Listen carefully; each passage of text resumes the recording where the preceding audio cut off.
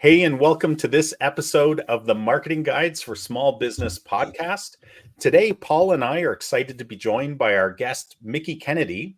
Mickie is the founder and the president of eReleases, which is a press release distribution service that's helped small businesses, authors, and startups to increase their visibility and credibility through press release marketing. He has over 25 years of experience in the PR industry.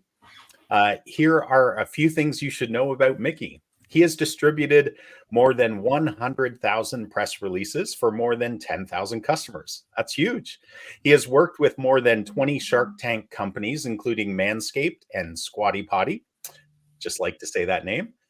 He has generated in excess of $87 million in earned media for his clients, and he is a two-time Amazon best-selling author in public relations and marketing. So to say the least, Mickie knows his stuff when it comes to leveraging public relations for small businesses. And today he'll be sharing how you as a small business owner should consider using press releases and how you can get regular local media coverage without spending a dime. So Mickie, thank you so much for joining us today.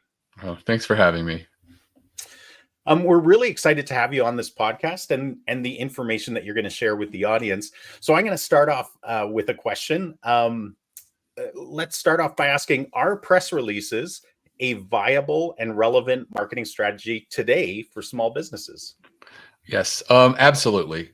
Press releases have a huge leverage opportunity when they're issued over a wire, and they can be a really great opportunity for a small business looking to stand out. It's not unusual for a couple of articles to appear and generate considerable buzz revenue for a client. And in addition to that, you can take the links to those articles and share them with your leads as well as your customers, and get them to feel all jazzed up and get that boost of credibility that an article has when a journalist chooses to write about you. So it's almost good for retention as well, you're saying, because people feel, your existing clients or customers feel great about you as a business because you're getting such great press. Right. I mean, people are always going to be shopping, are we working with the best company? And when they see an article come through that is about you, they're going to feel better about saying, let's hold off shopping this year. We're with the right company. That's awesome. Hey, Mickie. So we know press releases are good for helping visibility, but are there other strategic, marketing benefits for press releases? Sure. So when you send out a release and it's out there, there's a little bit of a visibility that comes with it. All of the news wires give you what they call syndication. And so your press release is going to be like on Yahoo Finance and Market Watch and a few other websites. Predominantly they're financial websites because those are the ones that tend to stream press releases because they're free content. But the real benefit is when you get earned media. And that's what we call it when a journalist writes about you and turns your press release into an original article. And, having an original article from a major or even minor news agency is going to help you when it comes to SEO benefit and credibility. Plus, you get to borrow some of their audience, potentially people who could potentially be partners or customers, and just sort of put eyeballs on you and gain some attention. Also, it's a really great way to take when you do get media coverage and share it with your social media. I'd mentioned sharing it with your customers and leads, but there's also the opportunity of if you're an offline business or you do meet face to face with clients, to share clippings. I had a client in New Jersey that was a local carpet company, and he tried to think of a more non-newsworthy business. They were it, but we were able to get considerable media attention for them. And they put together what they called a brag book. So whenever they went out and gave someone a quote for a carpet install, they would say, we're not probably going to come in the cheapest, but we've been recognized nationwide. Here we are in Floor Covering Weekly. Here we are in this trade publication. Here we are in the local newspaper. Here we are in New Jersey Magazine. And all of a sudden, they start converting at 17% more of these quotes that they have with people face to face, just by introducing that brag book. So that credibility, that social proof that comes from having someone write about you when you're sitting at home and you're deciding what vendor to have install your carpet, you're like, hey, this one's $300 more, but I was really impressed that they're recognized nationwide. They've appeared in the local paper as well as New Jersey Magazine. I feel very comfortable working with them. And one of the questions that comes to my mind, Mickie, is, press releases are very common, or at least our perception of them is very common for large national or regional businesses. Are they relevant for local businesses? And if so, how do they leverage? How does a local, service-based business leverage press releases for them? Right. So I think that if you're in a local market and you only service a local community or audience, it is a little questionable whether you should be spending money to go on a wire nationwide. E-Releases does offer local saturation so that we can target generally a major metro, or a lot of them are statewide. So it is a way to sort of reach your community of readers, but it is important. And I think that also getting some national attention on top of it can really go a long ways. In the case of the carpet company in New Jersey, almost 90% of their clippings were trade publications that their customers never read. And yet they were able to compile them in a book and present them to their customers, potential customers, and convert more of them by doing so. So it can be valuable getting that national attention as well as the local saturation. That's cool. And you mentioned states. I'm based in Canada, and some of my clients are as well. Do you guys cover Canada and other countries, or what's your coverage for e-releases? Right. So we do cover, I think, about 60 major countries, Canada, of course, being right up there at the top. So we service mostly clients who are wanting to reach other English-speaking countries, or countries where some businesses transacted in English. Perfect. So, Mickie, following up on that about the local media, is there a way for small businesses that service a local area? Is there a way for them to get media coverage without spending a lot of money? Yeah, absolutely. So if you're a small business and you're not quite ready to, dip your toes into issuing a release over a wire and spending a lot of money, you can sort of do what PR firms do. PR firms, if you've ever researched them, are generally not generalist. You usually have a PR firm that's for fashion, a PR firm for high tech, consumer electronics, one that's more for computer hardware. And so the reason for that is they establish relationships with journalists in that community, and it's easier to network within an industry or a specific community. You can take that approach and apply it to you locally. If you think about it, there's probably less than 10 people in your market who would either write or cover you in a news capacity. And, looking at your local paper, what writer or couple of writers cover your industry? Find out who they are, do your research, and then reach out and ask for their email address if you can't find it on the website. They will give it to you. They're members of the community. They're not celebrities trying to hide, and have gatekeepers. They are, members of the community. And all you have to do is ask and say, hi, I'd like to get this person's email address so I could send them a lead or a tip, or something that I'm working on. And they might put your call through directly to them, and just again reiterate that you have a pitch that you'd like to do and you'd like to email that along to them.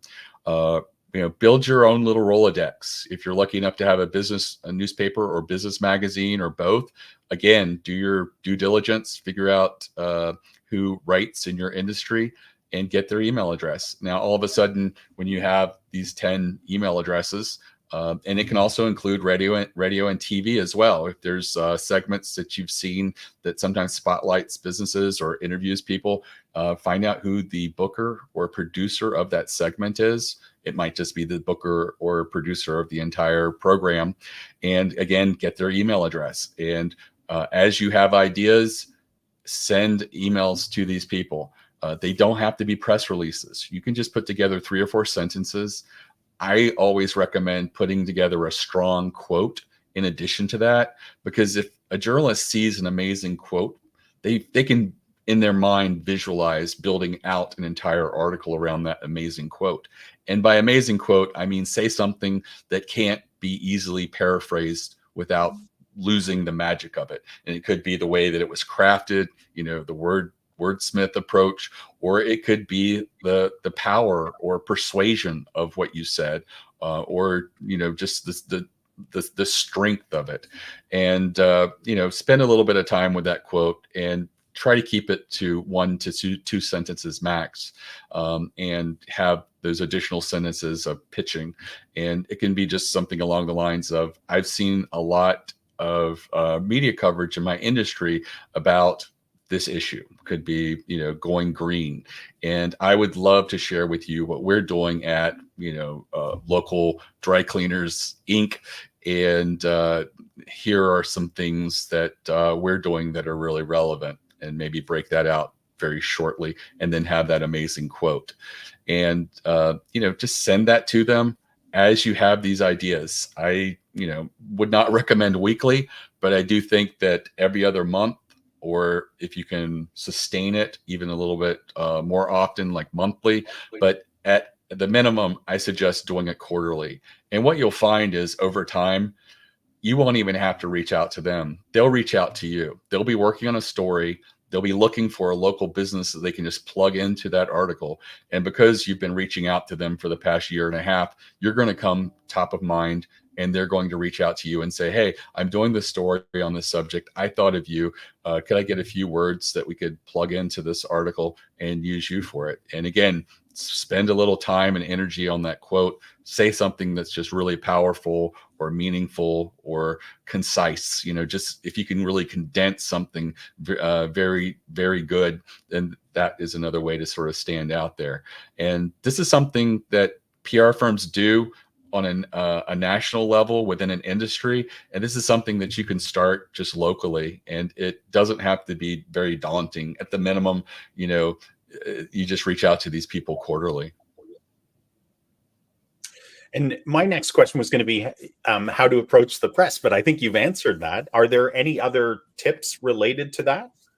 When you're looking for their email address, you also might want to just look on Twitter, or X as they call it now. Some journalists like to be on there, and that might be a good way to contact them. But I think that email and the phone is a really great way to reach out to these people. I think that email is pretty standard, and most journalists are use that method. Some PR firms are known to follow up by phone to say, hey, just checking up on that pitch that you had. I wouldn't recommend that unless you're really strong on your feet. Now, what a good PR firm does is they're like, hey, I sent you that pitch about, using the example I had before, about how my client is going green in the dry cleaning business. And they're like, yeah, we're not really interested in that. We're really looking into, like people's maybe more using green energy. And then all of a sudden, thinking on your feet, you're like, how could I apply this to this client?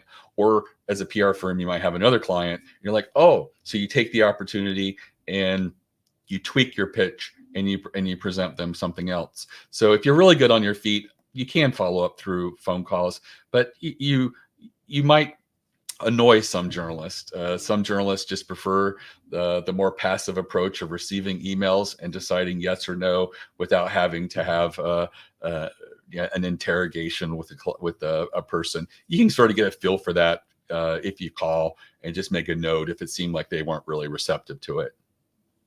Yeah, and it's by what you're saying, Mickie, it sounds like it's just like with most marketing, you're really developing or nurturing a relationship, right? For prospective clients, you're doing the same thing, but in this case, your audience that you want to reach is essentially the first step in that is to reach the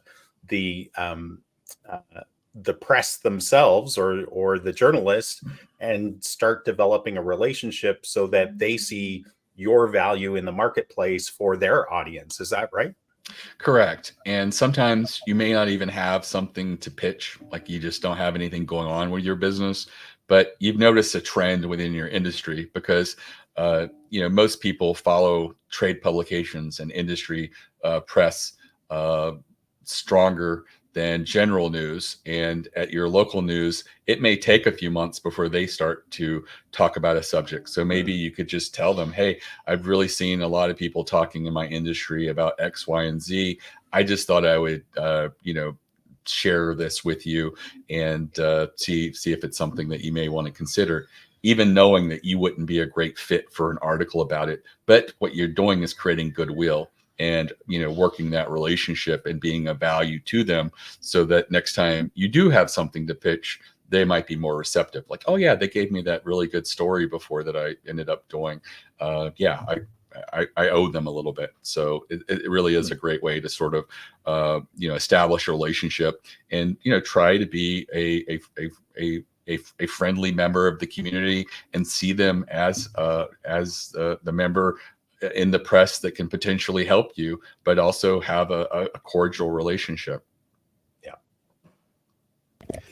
Hey, Mick, so before I move on to my next question, I want to follow up on something you said about how often you should do press releases. I've heard people say you should do them a couple times a month or at least monthly, and you're saying no, not necessarily. You said something about quarterly. You did say maybe monthly, but what would you say about that? Yeah, that was directly pitching to local media. And you're not going to have, we're talking about a small group of publications, and they certainly can't write about you 8 times a year. That would just look strange in a small market. So for them, I think that quarterly is a really great goal to have. You can do it certainly more frequently. When it comes to press releases, it really varies on you, how newsworthy you are, or how willing you are to engage in doing strategic types of releases. For some people, I think that monthly is a great goal. The local carpet company did a 1-year campaign that was monthly, and at the end of it, they had about 30 clips to show for it, and these were earned media. There was probably over 600 or 700 syndicated links, that just happen automatically that aren't really important. But the clips that they were able to print out and share were original articles, and it totaled about 30, which is really an amazing result for any client doing just press releases only without pitching. And if you can sort of sustain a monthly, that's way to go. Every other month, that's fine. And even quarterly, it just depends. I mean, some small businesses are just mom and pops and they don't have a lot going on, or maybe they do, but they're just, pulled in so many directions that they can't sustain doing something monthly or every other month. So I try to strive for quarterly at a bare minimum. But if you're a company that's growing, you have a lot of exciting stuff happening, new partnerships, you're getting into large, stores, and you might want to go with a much more frequent basis. I have some clients that do as many as 30 to 40 releases a year, but I'd say most of my small businesses are doing anywhere from 4 to 6 a year. Okay, good information. So can press releases help with SEO and generating traffic for a small business, generating traffic to their website? Yeah, definitely.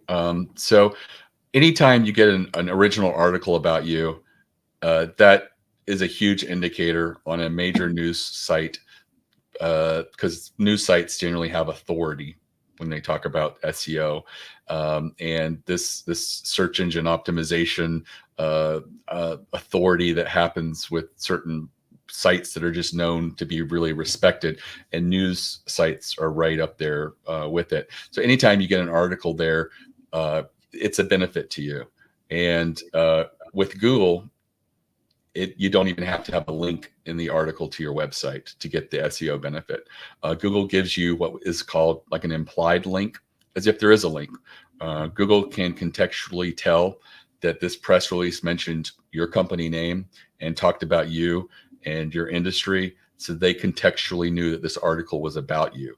And as a result, that article bestows upon you SEO benefit, even if they didn't bother to link to your website or a page on your website. So it can be really valuable. I had one client whose only goal from press releases was to generate SEO. Their domain name somehow was attached to their Yellow Page campaign, and it ended. I don't know, the Yellow Pages were sold and something happened and their website went dark and they had to start over with a new domain name. And they came to me and asked if there was something that they could do to get authority links. And I said, being in the automotive industry, I think that if we were to target auto industry trade publications, that would really help you. And I said, one of the things that we're going to want them to do is to link to you, because we're not just going to rely on an implied link. We're going to try to get a real link up there. So we built out a resource page that went along with a survey and study that we did. And we put together the survey. It was 16 questions, 4 pages, so 4 questions per page through SurveyMonkey. And on the last page, we had some fun and put some fun little questions in there. One was, what's the strangest thing a customer left in their car while being repaired? And it was just an open field where people just wrote a sentence or two. And that was the one that we ended up going with for the press release. We just focused on what was the strangest things left in the car while being repaired. And I think in the press release, we listed 20. On the resource page, we had all the questions and answers, but we also listed, I think, around 50 to 75 of the most interesting responses we got there. And it was a fun page with a lot of really cool resources and facts and numbers and stuff like that. And as a result, they got over a dozen auto industry trade publications that wrote articles and linked to them. They linked to that page. A funny thing is, some of the articles went onto the page and pulled out experiences that they thought were more quirky and fun than the 20 that we highlighted in the press release.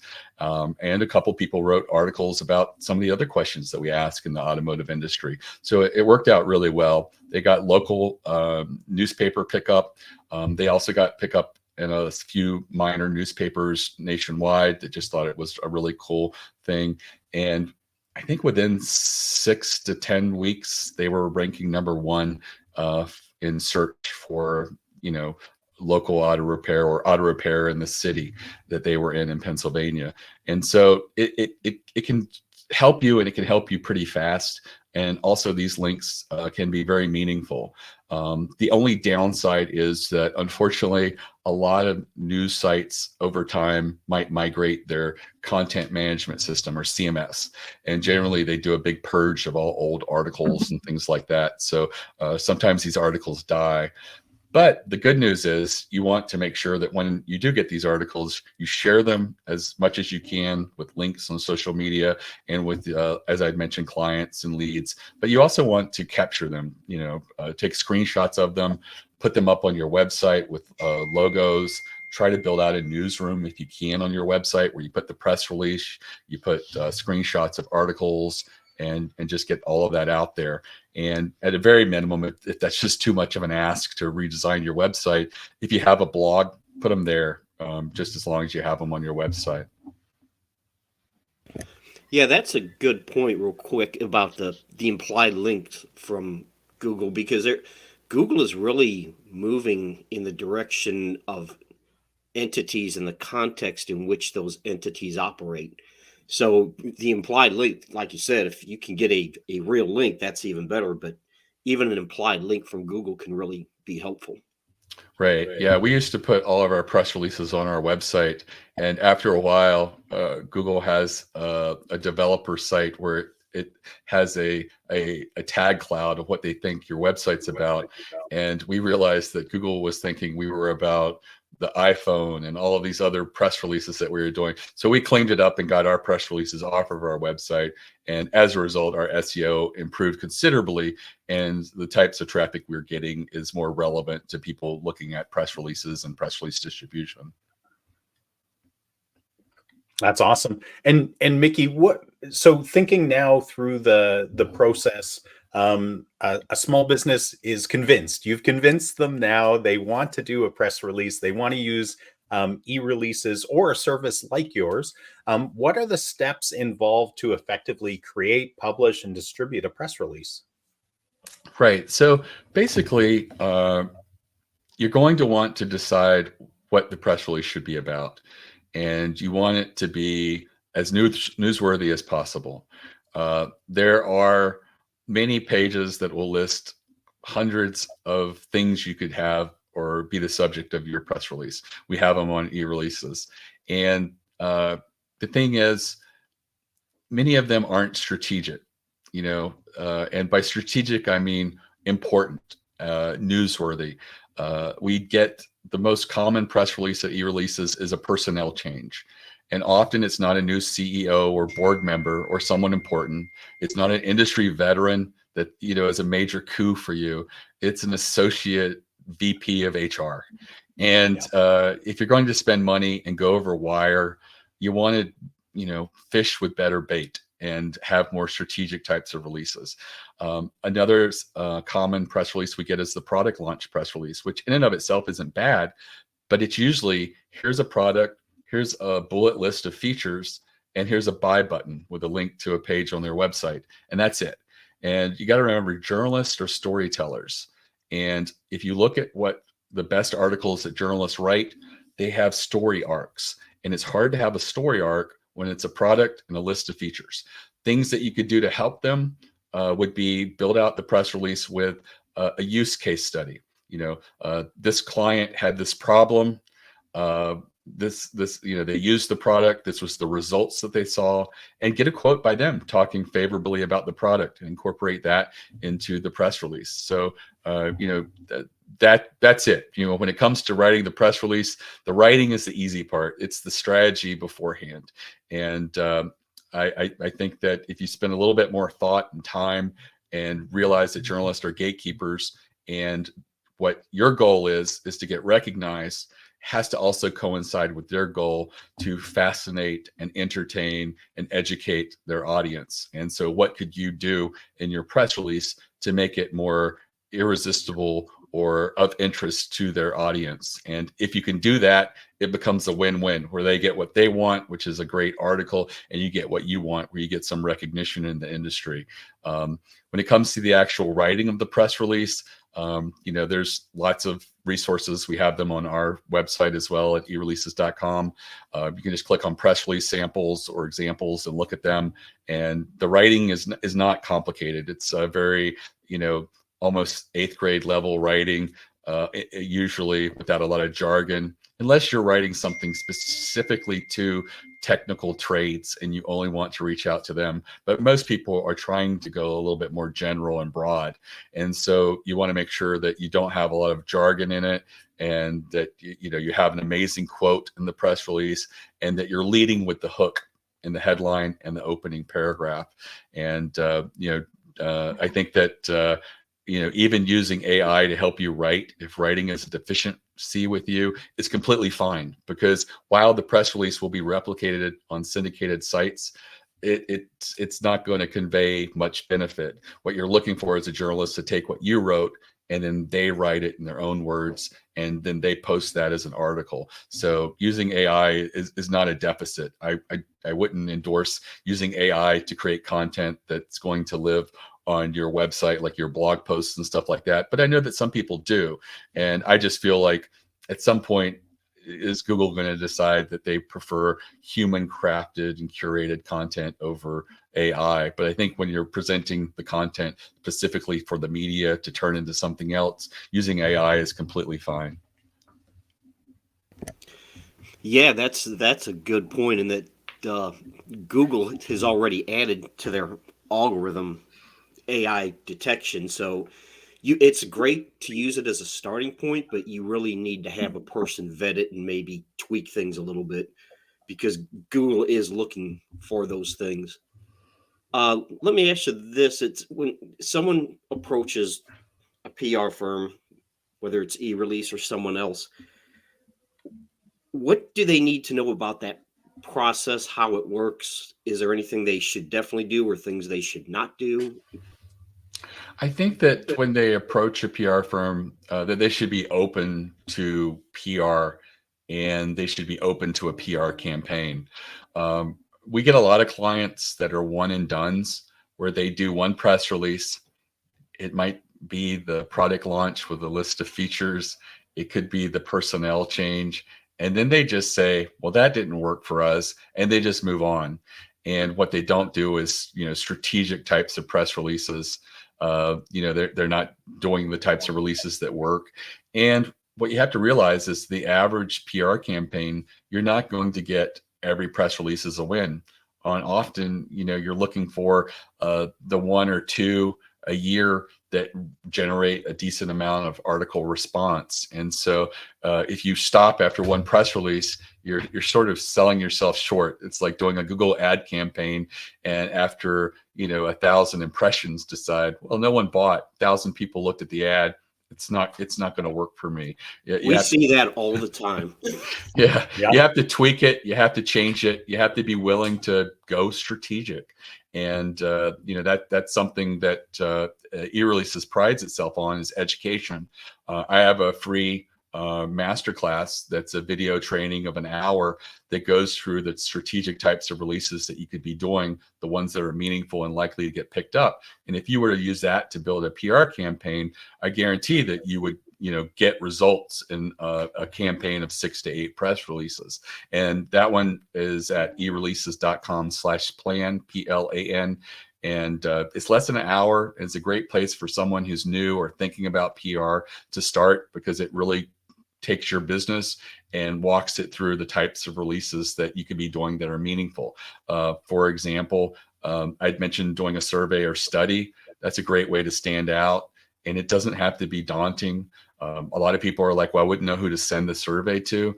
But if you're doing an industry survey, there are lots of trade associations within your industry, many of them small and independent, that are always looking for a win-win. So if you approach them and say, hey, could you send this link to your members for a survey I'm doing, and I'll mention you in the press release that we'll be issuing over the wire, they see that as like, wow, we could get some media attention as well.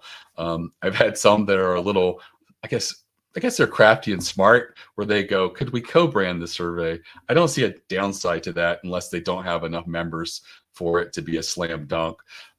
You're really looking for at least 100 responses from these people for the media to sort of take it seriously. And it's always great if you get a couple hundred responses, but anything like that generally works within an industry survey. And the types of questions that you ask are really important. You want to ask things that are very timely, not evergreen questions, but things that are like really specific to what's going on right now. So if you think of things that you'd love to ask at a conference to other colleagues within your industry, those potentially could be interesting questions to ask. Like how, do you plan on spending more or less on your marketing over the next 2 quarters? Some could be hiring related. Are you considering layoffs, or are you having difficulty managing people who don't want to come back into the office? Or, are you just having challenges with creating company culture?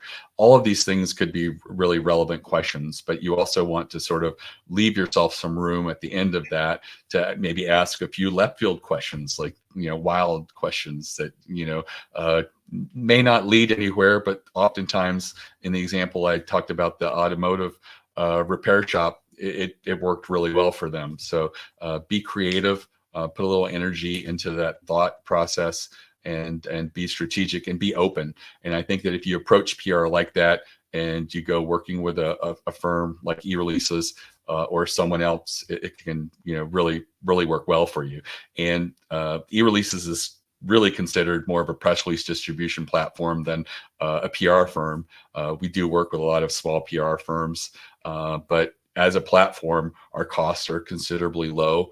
And, with a new customer discount, you can, build out a campaign of 6 to 8 releases and spend, under $3,500 for distribution. If you work directly with a PR firm, you're likely to have a monthly budget that exceeds $3,500. So that's one of the downsides of working with a PR firm. That's awesome. And Mickie, you talked about using surveys as potentially the kind of the conversation starter with some press releases. Are there specific types of press releases or different types of press releases that maybe there's a handful of them that you would recommend that a business consider? Yeah, I think that one is sometimes your story, and it could be your unique selling proposition, what it is that you do that's different than everybody else. I see that startups do really well with PR, and we work with quite a few that appear on Shark Tank. About a third of the people on Shark Tank use us to do a press release about their episode before it airs. The producers recommend that.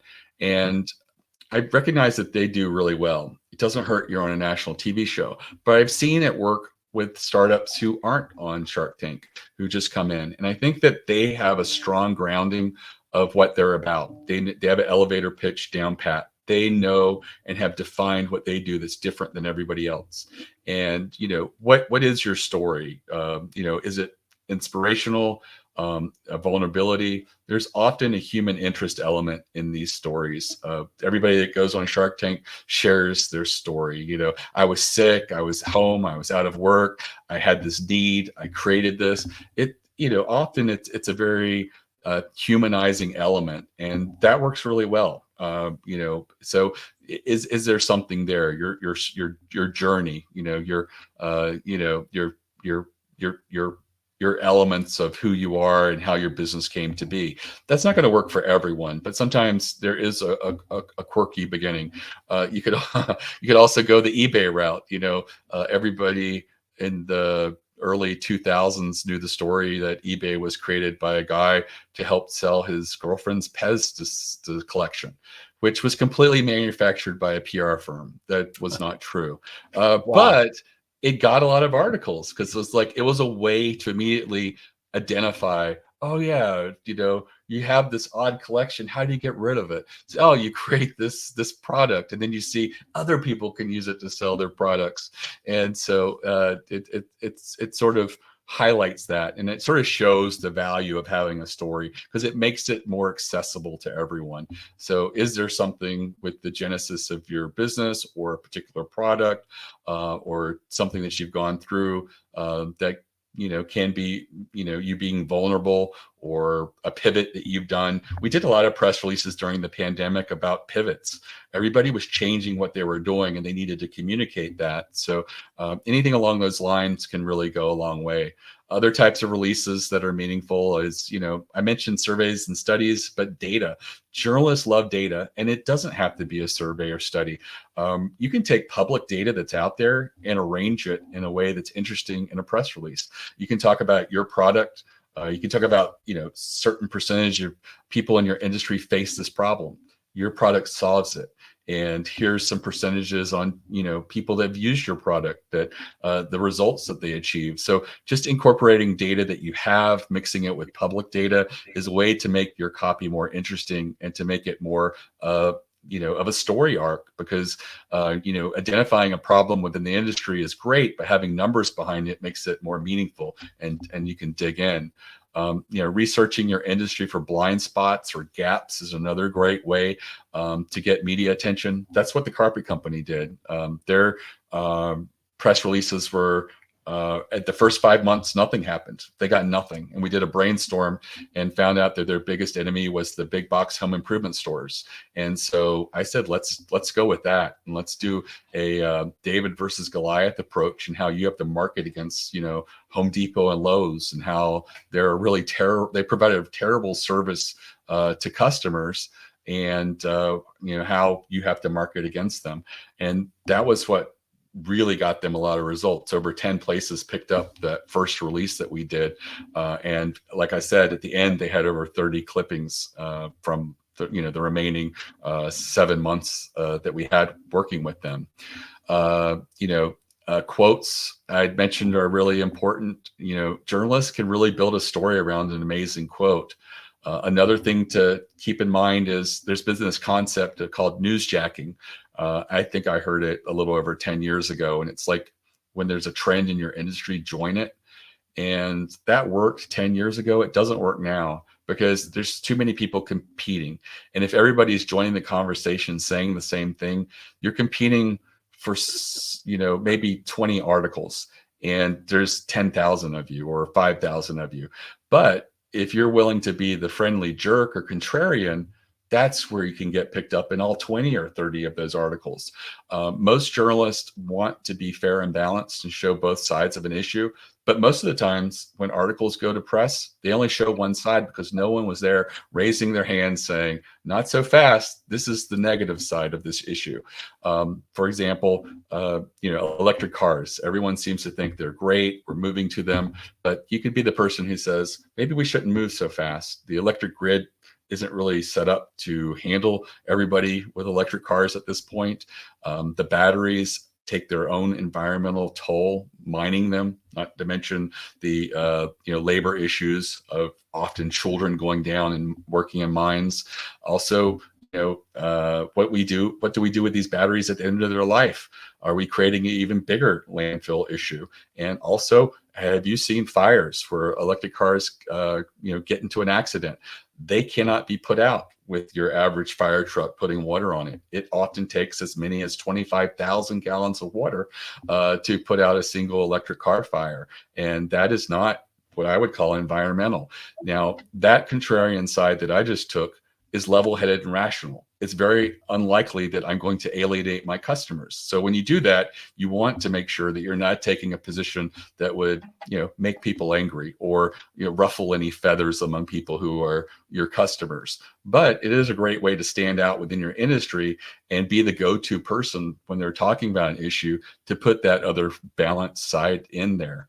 Other types of things to keep in mind is when you're doing a press release, have great photos. And they don't have to be like corporate photos or really great ones. Candid photos work way better over what I would consider like the stock photo approach, the professional approach. People like to see other humans, and often the candid shots show things in a way that's much more compelling than a stock photo. And if you add that to your press release, and a journalist is looking at two press releases, they could turn into an article, and one's got some great pictures. They know that they can take those photos and incorporate them on their website, and that's going to give a much better experience for their audience. And so they're more likely to choose you because of that. And other little hacks are, each year you could do yearly predictions in your industry. You could do, trends. Other things that work really well is sometimes putting together copy that's pretty much already finished for them to go with. Top 10 works really well, like the top 10 tools in your industry, of which yours is one of them. I've seen this work really well with podcasts, where someone will say the top 10 historical podcasts you should be listening to, and they put their podcast as like number 7, and then they surround it with a lot of other great podcasts. And a busy journalist who is under deadline and just looking to fill some space sees that and is like, I can just copy and paste 1 through 10, put a good headline on it, and I've got some content. Don't we call those features where they're ready-made. So don't discount those as well. And those work really well with local media, especially. You won't see the New York Times or the USA Today doing that. With one exception. I had one client who was in the bed and breakfast space, and they would do a lot of top 10 spookiest bed and breakfasts in New England and things like that. And USA Today, their travel section would copy and paste and use that almost verbatim. But most national large publications don't just copy and paste. So you kind of talked about this. I was going to ask you about surveys and studies in PRs. Is there anything that you can add to that or expand on it? I know you've kind of answered that already. Right. I think that it's a huge opportunity. I had that local auto shop in Pennsylvania that wanted to get more SEO, and I told them you should do a survey, and the auto industry publications will likely cover it. They had such an imposter syndrome. Who are we to do a survey? We don't matter. We're small. We're nobody. And what you have to realize sometimes with working with small businesses is you got to talk them up and get them to realize that the only thing that makes you an expert is getting out there and saying that you are. Just by doing the survey, you yourself are now newsworthy. And if we can overcome that sometimes, people will give PR a chance. So many people think that PR is just for well-paid, well-funded, large companies. And while you see them use PR, the people who probably get the biggest jolt from PR and the most coverage are the small businesses. Journalists like to be seen as curators, and they like to profile small discoveries, and so they'd much rather cover a small mom and pop that no one knows about than the large companies within a particular industry like the Microsofts and Googles of the world. That's so cool. You've got my mind thinking about, in the particular niche that we like to work in, what trade pubs can we go out to and try to leverage surveys? I think it's a great idea. What about case studies? Are these relevant for, like you talked a little bit about kind of success stories? Are case stories relevant, or case studies, are they relevant for press releases? Yeah, I think that they are. I think in the product launch press release, I mentioned using a use case study, but it's basically breaking it down and giving the journalists more of a story arc. So things, if your case study does that and makes something really relevant and provides, maybe it provides numbers, or maybe it provides a unique experience that one of your clients had, those can be incorporated into the press release. Obviously, you often want them to coincide with something else that's happening, like the product launch is a new product, but it doesn't have to be. It could be a relaunch of the product or version 7.8. And here's someone who recently used your product and what their experience was. Incorporate quotes from them talking about their experience and saying really nice things about you. I think that all of those can really help build out that story arc that journalists really need to make an effective article.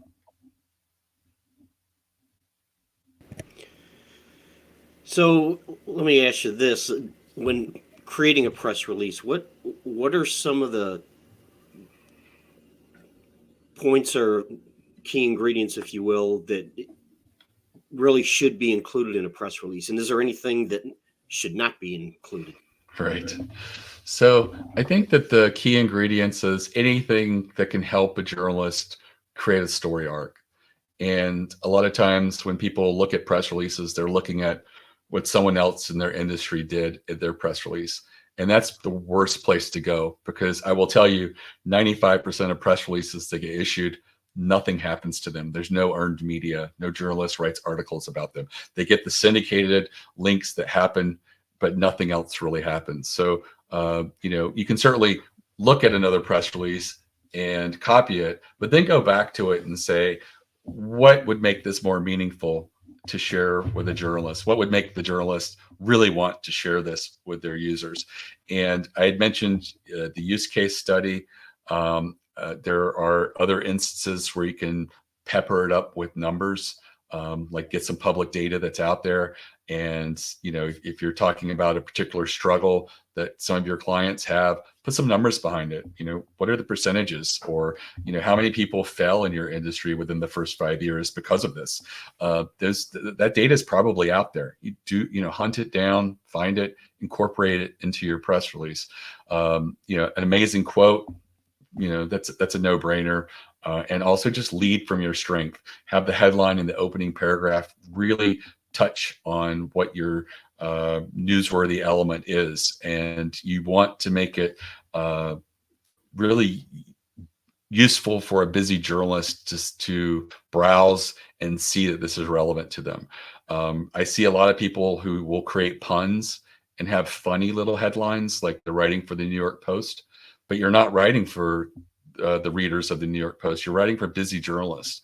And if a busy journalist can't tell from the headline that this is relevant to them, or is this a meaningful hook, they're not going to click through and read the rest of your press release. So again, remember your audience. You're writing for the journalist here, but you're hoping to provide them all the information that will make a compelling article. And other things that you definitely want to include, other than maybe the images or graphics, photos that I'd mentioned, you want to have a good press contact. A lot of people will include a person's email address and phone number. It is something that the newswire requires, that if a journalist is under deadline and they need a clarification before they can go to print, it's important that they be able to reach you. So again, don't send out a press release and then go on vacation. I have had that happen more times than I would like to admit. And then the journalist comes back to me and says, do you know how to get a hold of this person? And we find out a week or two later that they were just on vacation. They hit send on the press release and just left the office. And that is not the thing to do. Journalists are on deadline. And generally, if they can't get clarification on a story in a timely manner, they'll just abandon it and move on. That's a good point about the contact information. I see this all the time with small businesses. They don't have an email signature. They do not have their contact information. They send out an email and they don't have any contact information. It's like, do you not want people to be able to contact your business? Are you trying to make it difficult? I see it all the time. Sure, you can reply to the email, but what if someone wants to pick up the phone and call you? You have no contact information in your email. It just makes no sense. And Mickie, just thinking through this, so say there's a small business out there, say I want to do a press release. How costly are these things if someone chooses to move ahead with these? You talked about kind of a bundle, a new customer bundle option. Is that kind of the starting point, or are there other starting points that people could consider? So on our website, in the footer, we have the new customer special. It's $349 for the average press release to be distributed.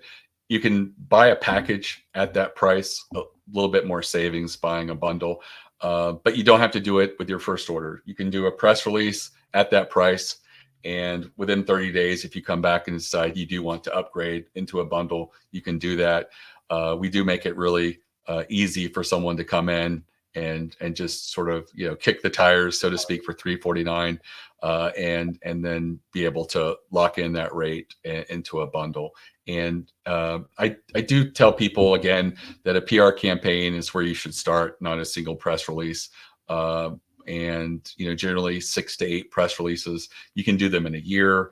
You can do them in 6 months if you can manage to keep them going out. But you really want to spend a little time and energy and do the more strategic types of releases that do work, as opposed to the ones that most people do that work very, very sparingly, which are like the product launch releases that don't have a use case study, the personnel changes of people that aren't really very meaningful in the industry, the press release where you're speaking at a conference, and again, very few people are going to now show up at the conference just to hear you speak, but it looks good. And I think that's why people do those types of releases.